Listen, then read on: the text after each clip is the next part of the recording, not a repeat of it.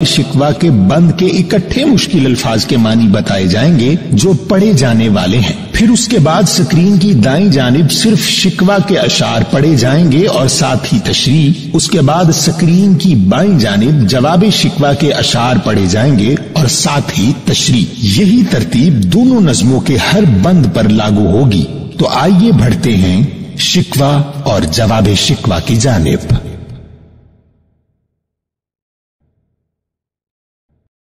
शिकवा और जवाब शिकवा। शिकवा के बंद नंबर 1 के मुश्किल अल्फाज के मानी। जियाकार, अपना नुकसान करने वाला। सूद फरामोश, अपने फायदे से बेखबर। फिक्र फरदा, मुस्तकबिल की फिक्र। महव, खोया हुआ होना।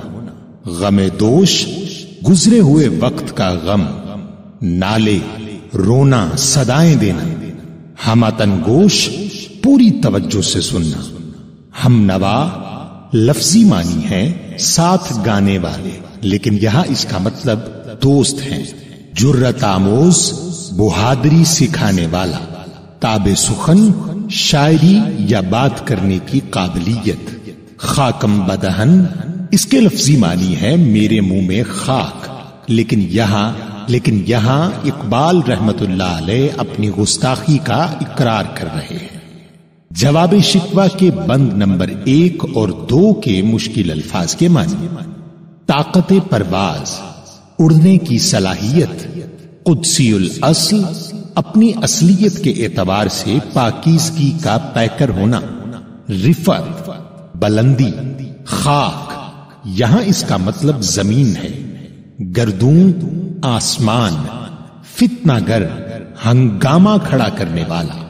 सरकशो चालाक, बागी और होशियार। नालाए बेबाक, बेखौफ सदा। पीरे गर्दून, बुजुर्ग आसमान। सरे अर्श बरी, अर्श की बुलंदी पर। अहले जमीन पर रहने वाला। कहकशां, सितारों की दुनिया। पोशीदा, छुपा हुआ। शिकवा, गिला। रिजवान, जन्नत के इंतजामात संभालने वाला फरिश्ता। क्यों जियाकार बनूं, सूद फरामोश रहूं। फिक्र फरदा न करूं, महवे गमे दोष रहूं। नाले बुलबुल के सुनूं और हमतन गोश रहूं।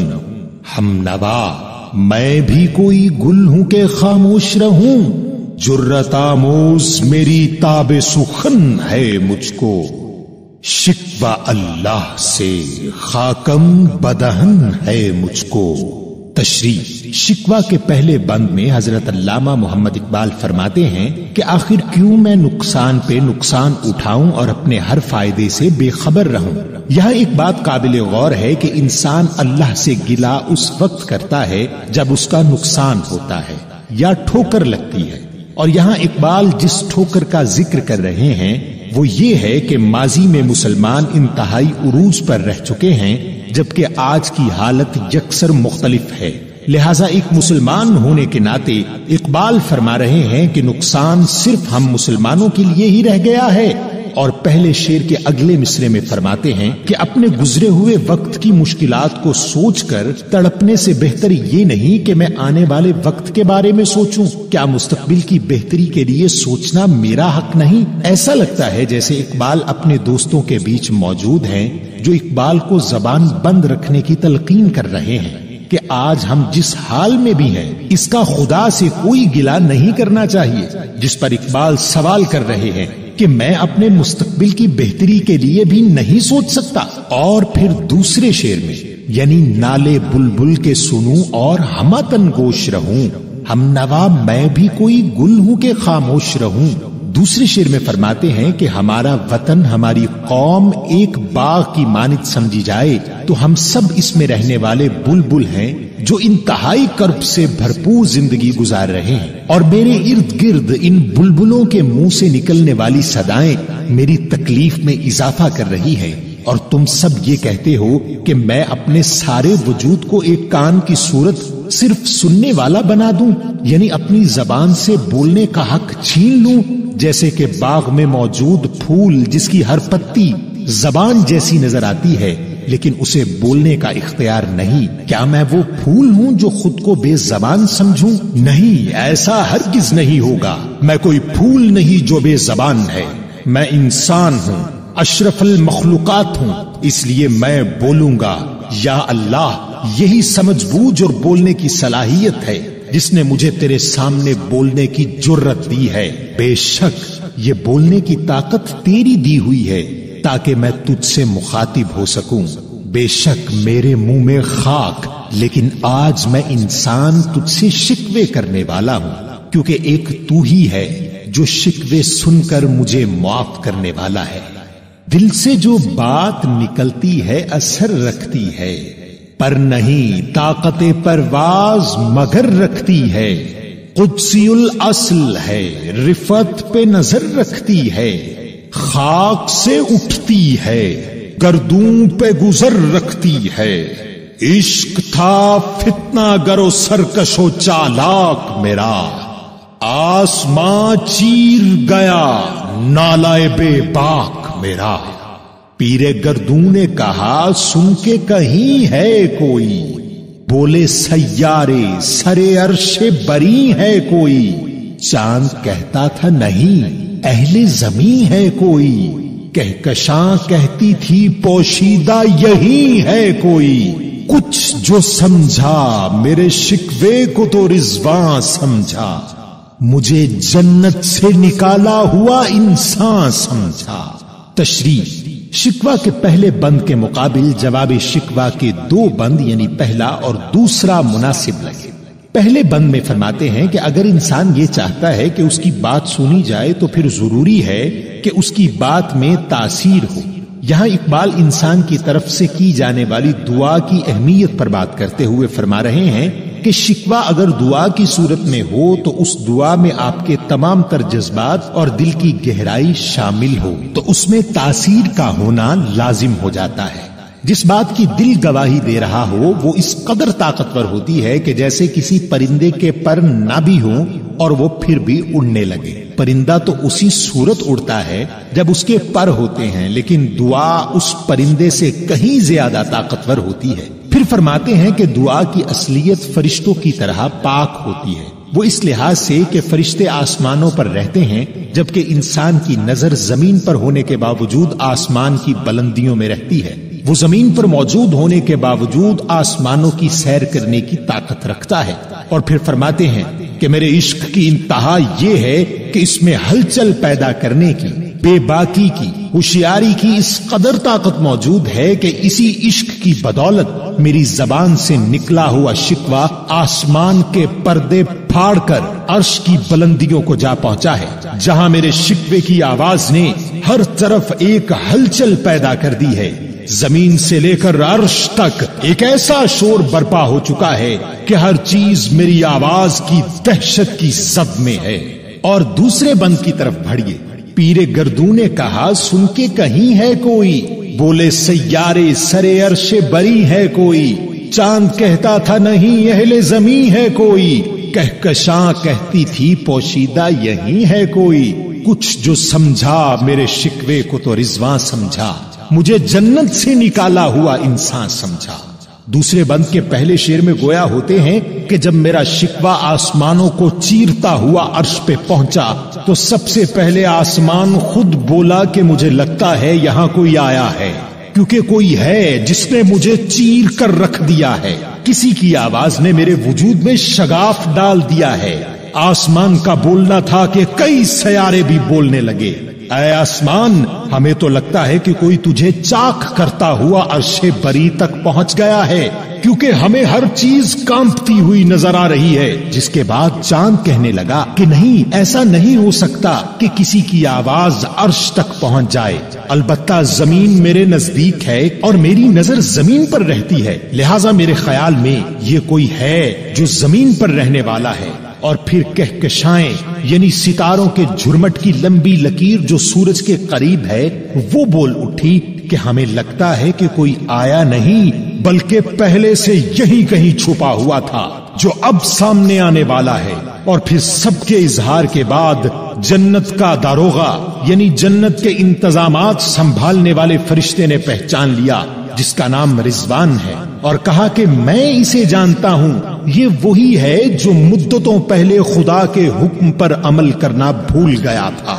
یہاں سورہ طٰہٰ کی آیت نمبر 115 کا ترجمہ ملاحظہ فرمائیے، جو کچھ یوں ہے: اور ہم نے پہلے آدم سے عہد لیا تھا مگر وہ اسے بھول گئے اور ہم نے ان میں صبر و ثبات نہ دیکھا۔ اور پھر جنت کے منتظم نے بتایا کہ تب ہی اسی غلطی کی بنیاد پر اسے جنت سے نکال کر زمین پر بھیجا گیا تھا، یہ کوئی اور نہیں، یہ انسان ہے۔ شکوہ کے بند نمبر 2 کے مشکل الفاظ کے معنی: ہے بجا، یہ بات ٹھیک ہے کہ قصہ درد، دکھوں بھری داستان، ساز خاموش، ایسا راگ جسے صرف محسوس کیا جا سکے اور سنا نہ جا سکے، فریاد، دہائی دینا، معمور، بھرا ہوا، لبریز، شیوائے تسلیم، اطاعت کی عادت، ارباب وفا، وفادار لوگ، خوگر حمد، خدا کی تعریف کرنے کے عادی۔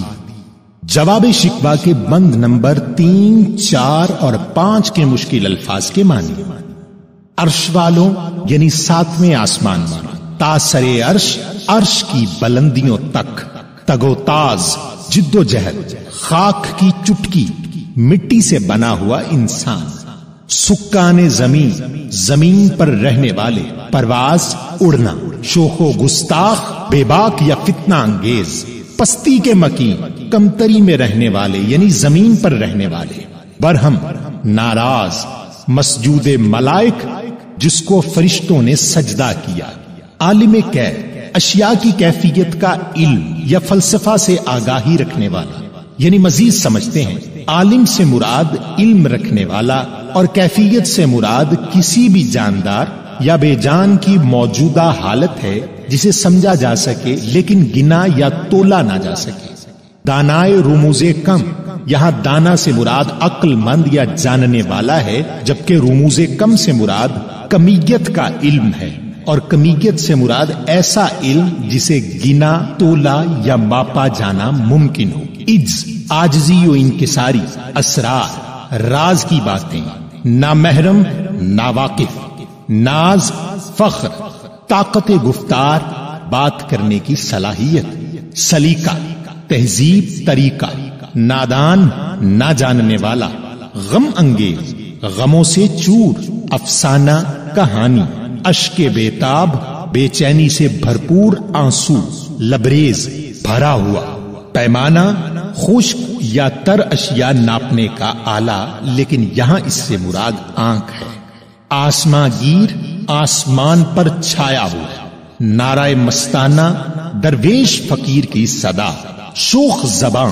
بے خوف ہو کر بات کرنا، حسن ادا، خوبصورت انداز، ہم سخن، ہم کلام ہونا، بات کرنا، ہے بجا شیوائے تسلیم میں مشہور ہیں ہم، قصہ درد سناتے ہیں کہ مجبور ہیں ہم، ساز خاموش ہیں، فریاد سے معمور ہیں ہم، نالا آتا ہے اگر لب پہ تو معذور ہیں ہم، اے خدا شکوہ ارباب وفا بھی سن لے، خوگرے حمد سے تھوڑا سا گلا بھی سن لے۔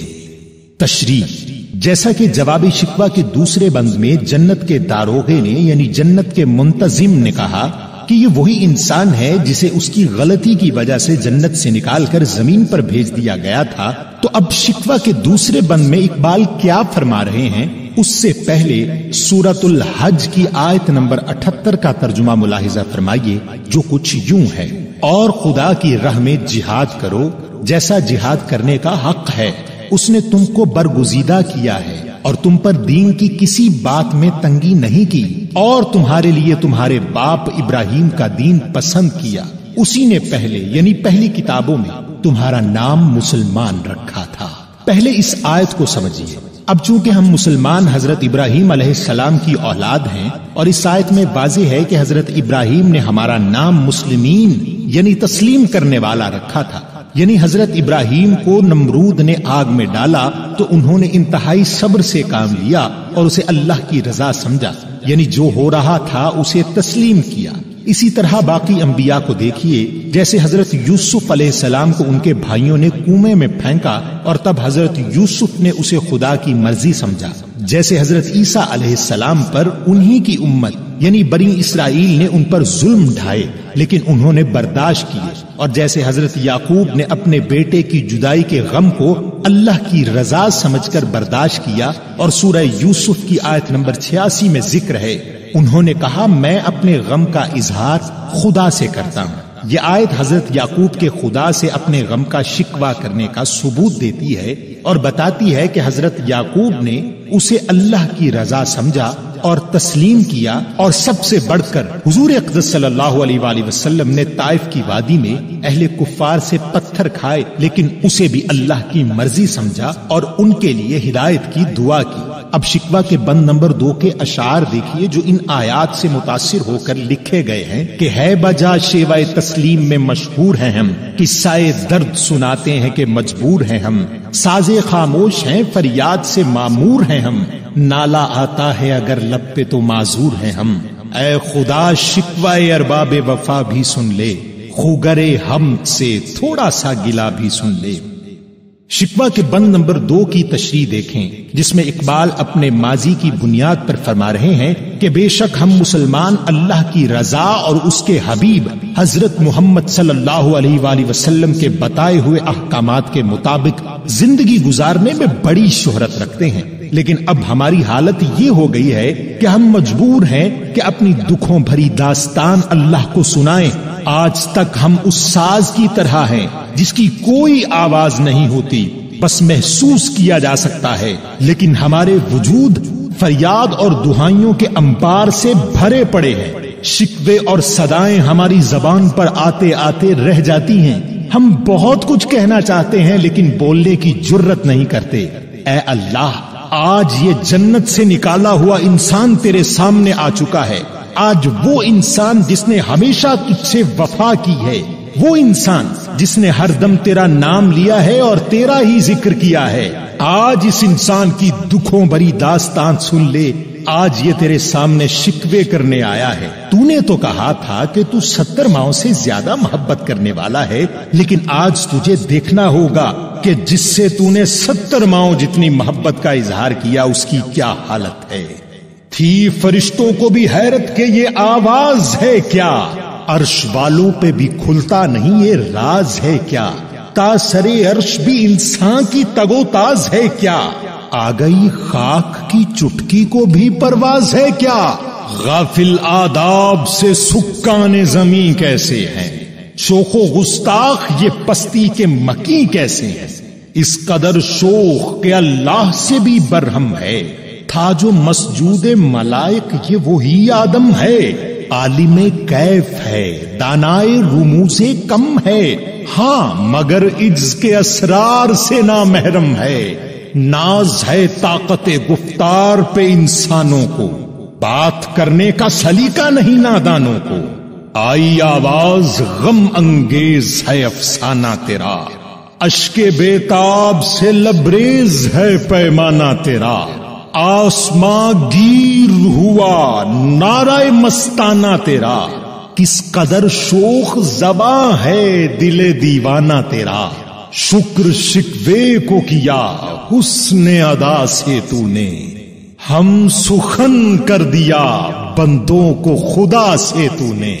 تشریح جواب شکوہ کے دوسرے بند میں اقبال فرماتے ہیں کہ جب میری التجا آسمان پر پہنچی تو التجا پر غور کیا کرنا تھا، فرشتے بھی حیران تھے کہ یہ کیسی آواز ہے، عرش بری کے باسی اس سوچ میں گم تھے کہ یہ راز کیا ہے، یہ کون ہے جو آسمانوں کے پردے ہٹا کر یہاں آن پہنچا ہے، کیونکہ وہ یہ سوچنا ہی نہیں چاہتے تھے کہ انسان اس قدر جرت مند اور طاقتور ہے کہ ایک دن وہ اپنی طاقت اور جرت سے عرش کے سرے تک پہنچ جائے گا۔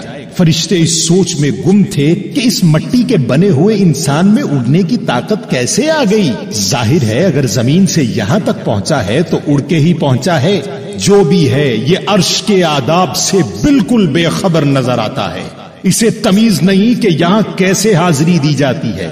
اس زمین پر رہنے والے کا بے خوف اور بے باک انداز عرش کے آداب کے سراسر خلاف جاتا نظر آ رہا ہے۔ اور پھر چوتھے بند میں دیکھیے، اس قدر شوخ کے اللہ سے بھی برہم ہے، تھا جو مسجود ملائک یہ وہی آدم ہے، عالم کیف ہے دانائے رموز کم ہے، ہاں مگر عجز کے اسرار سے نامحرم ہے۔ ناز ہے طاقت گفتار پہ انسانوں کو، بات کرنے کا سلیقہ نہیں نادانوں کو۔ چوتھے بند میں بھی فرشتے انسان کے اس قدر تیز لہجے میں اللہ کے سامنے بات کرنے پر کہہ رہے ہیں کہ اس انسان میں اتنی بے باکی آ گئی کہ آج اپنے پیدا کرنے والے کے سامنے کھڑا ہو کر اپنی ناراضی کا اظہار کر رہا ہے۔ یقین نہیں آتا کہ یہ وہی انسان ہے جس کے لیے اللہ نے فرشتوں کو کہا تھا کہ اسے سجدہ کرو، اور آج یہ دن بھی آنا تھا کہ اس انسان نے اللہ سے شکوہ کرنا تھا۔ پھر ایک اور فرشتہ بولا کہ یوں محسوس ہوتا ہے جیسے یہ فلسفہ اور مادی علوم سے بہت حد تک واقف ہے، یہ جانتا ہے کہ منطق کیا ہے، اس نے اشیاء کی کیفیت کے علم سے لے کر کمیت کے علم تک سب کچھ سیکھ لیا ہے اور خود کو فلسفی کہلوانے لگا ہے۔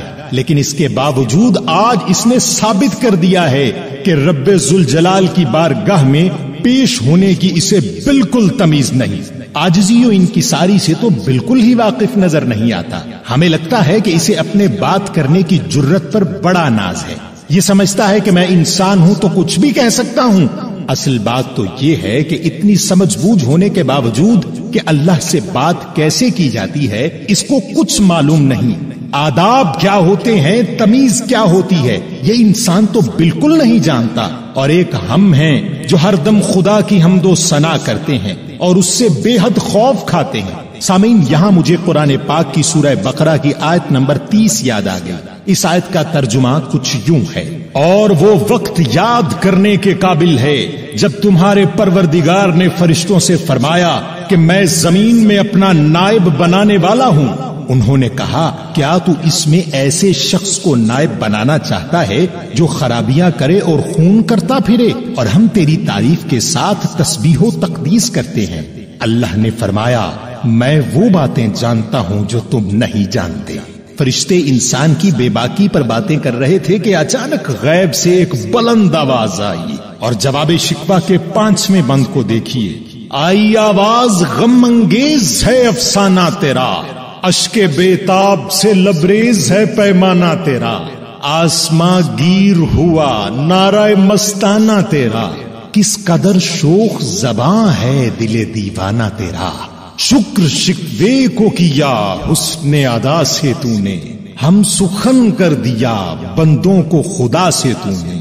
فرشتے انسان کی بے باکی پر باتیں کر رہے تھے کہ اچانک غیب سے ایک بلند آواز آئی، جس کو سنتے ہی تمام فرشتے سہم گئے اور خاموش ہو گئے۔ یہ آواز اللہ کی تھی۔ اللہ انسان سے مخاطب ہوا اور کہنے لگا کہ تیری داستان کی ابتدا میں غم ہے، میں اسے سمجھ سکتا ہوں۔ تو اپنی دکھوں بھری کہانی لے کر میرے پاس آیا ہے، اور تیری آنکھیں جو اس وقت آنسوؤں سے بھری ہوئی ہیں، یہ آنکھیں اس بات کی گواہی دے رہی ہیں کہ اے انسان تو جھوٹ نہیں بول رہا۔ یہی وجہ ہے کہ تیری آواز نے، تیری التجا نے، تیرے شکوے نے، تیرے بے باک انداز بیان نے اور تیری جرت نے میرے آسمان پر ایک دہشت طاری کر دی ہے۔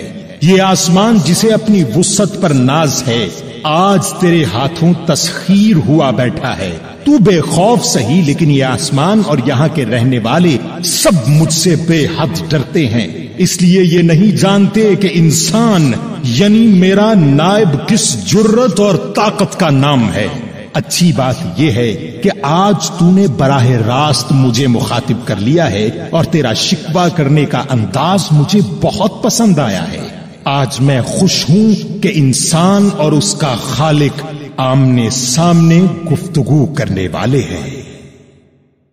جی ناظرین، میں امید کرتا ہوں کہ آپ کو پہلا حصہ پسند آیا ہوگا، اور اگر آپ کو پسند آیا ہے تو پھر اپنا اظہار کیجئے گا کمنٹس میں، اور ای میل بھی کیجئے گا، میسیجز بھی آپ کر سکتے ہیں، اور اس کا اگلا حصہ جو ہے وہ مطلب اگلے ہفتے پیش کر دیا جائے گا اسی وقت میں، اور یوں ہم تمام حصے اس کے پورے کریں گے، اور جب یہ پورا ہو جائے گا تو پھر ہم اس کی ایک مکمل ویڈیو بھی اپلوڈ کریں گے۔ اور جتنا ہو سکے اسے شیئر کیجئے گا تاکہ یہ ان لوگوں تک پہنچ سکے جو اقبال کو سمجھنا تو چاہتے ہیں لیکن آج تک انہیں کوئی ایسا ذریعہ نہیں مل سکا جس سے وہ اس کو سمجھ سکیں۔ تو میں یقین رکھتا ہوں کہ جتنی آسانی آپ کے لیے پیدا کی جا سکتی ہے اتنی آسانی اس نظم میں ہی نہیں بلکہ اقبال کے باقی کلام میں بھی پیش کی جائے گی۔ اجازت دیجیے، اللہ نگہبان۔